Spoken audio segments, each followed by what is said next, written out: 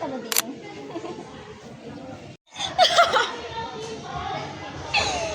Gagawin pangit.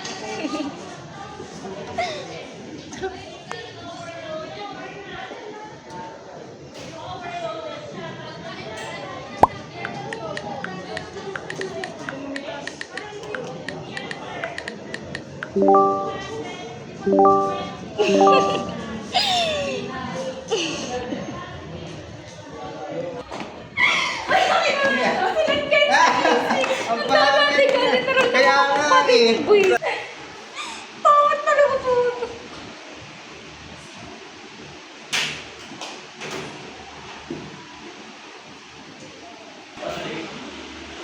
La, grabe na sila ah. Para naman sumasobra na sila. Parang nakaka-insulto na ah. Wait, i-screenshot ko pala.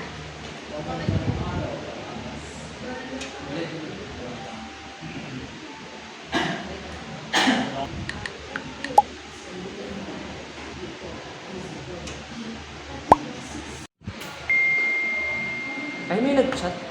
Sino kaya? Ay, ano to? Grabe naman sila. Sino kaya yung mga... Hindi ko naman sila yung ano.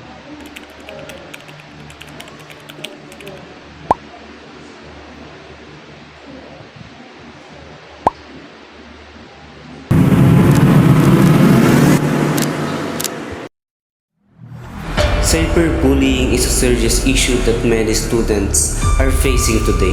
It can hurt persons' mental and emotional well-being. Cyberbullying is not a joke and should never be normalized. Instead, everyone should promote kindness, respect, and responsible behavior online.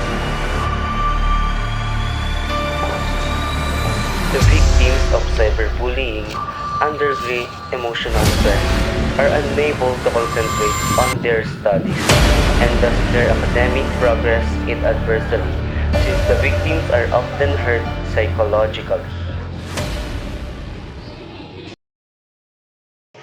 Cyberbullying doesn't always leave bruises. It can also leave emotional scars in people's minds. Cyberbullying is the use of digital technologies such as social media, messaging apps, online games, and text messages to repeatedly harass, threaten, embarrass, or intimidate other persons. Our voice matter.